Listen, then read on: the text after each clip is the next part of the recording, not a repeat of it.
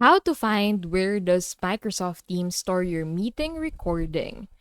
If the meeting was scheduled privately or outside a channel, the recording is saved in the organizer's OneDrive. Look under My Files and then Recordings.